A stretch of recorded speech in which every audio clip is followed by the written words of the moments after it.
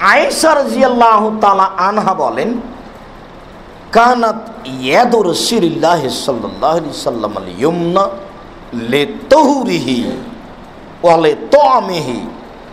রাসূল সাল্লাল্লাহু আলাইহি সাল্লামের ডান হাতটা ছিল পবিত্রতা অর্জনের জন্য, ডান হাত দিয়ে পানি ব্যবহার করত পানি ঢালার সময়, ডান হাত দিয়ে ভালো কাজ করত, ডান হাত খাওয়ার জন্য ব্যবহার করত।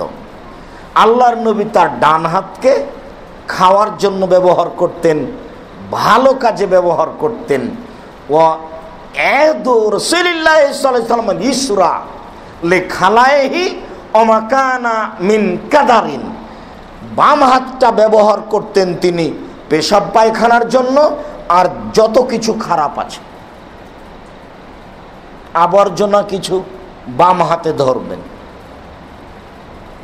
অপবিত্র কিছু বাম হাতে ধরবেন, পেশাব পায়খানার পরে পবিত্রতা অর্জন করবেন বাম হাত দিয়ে। কত বড় বেকুব বুদ্ধিহীন জ্ঞানহীন মানুষ চা খাচ্ছে বাম হাতে,